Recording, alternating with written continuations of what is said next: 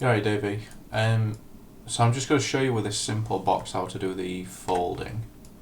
As you can see here, I can just move this up and down, like this. So if I start from scratch, just delete the box, put a new box in, and let me just put that back to world origin. So I'm just going to put a new box in, and I'm going to remove the top face there. I'm going to select this edge. Now press 2, and then select the edge, or just go to this little area here and click edge.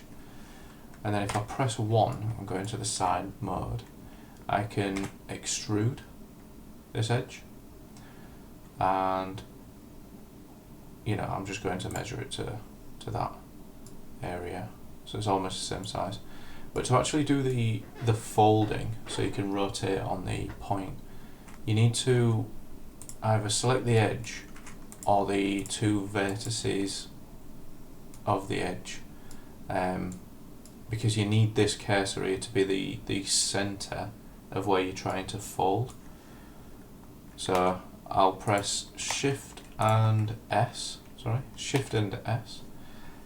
and then I'm going to go to cursor to selected, and that'll put this little red and white cursor right in between these two vertices. And then if I just grab this edge again, the other edge, if I go into this view, what I'm going to do is go right up here where it says, you've got these different transform orientations, you've got snapping, you've got the smooth, like the radius effect. But this one here, if you just make sure it's on 3D cursor rather than individual origins or median point, by default it'll be on median point. Just make sure you put it to 3D cursor, and then the influence will come from where the cursor is. It'll act like a pivot, and then you can just rotate. I'm pressing R. I've still got the edge selected, you see, and then I can just rotate that. And say if I wanted another flap to go around, I'll just extrude this edge again, and then I can put the cursor to selected. This time I'm doing it by selecting the edge. It's the same thing as making sure both the vertices are selected. And then I can select this, and then just go into the side view again, and then rotate. But you might not always be able to go into a side view or a front view or anything. So say for example you're at a view like this, you're going to have to press R and then press the letter of the axis you're trying to rotate on. So in our case, we're rotating on the Y axis. So when you press Y, you'll get a green beam that will show up there, just to show you. And then you can rotate on this axis specifically.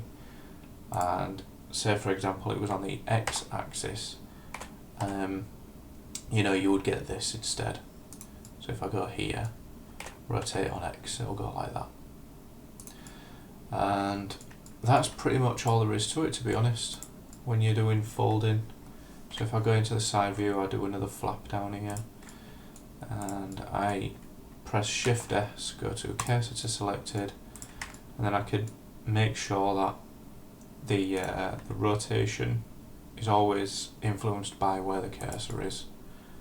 I can go into the side view, lift it up like this, and I can do this and just make sure it's exactly how I need it to be. Same for as if you select one vertex, you can just rotate it from that angle, stretch it around, do whatever you need to do,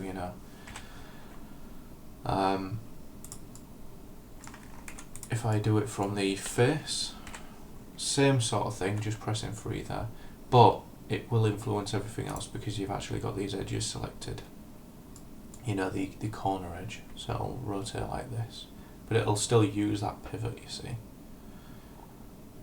Anyway, I think that's all there is to that. If you got any more questions, just let me know what you do.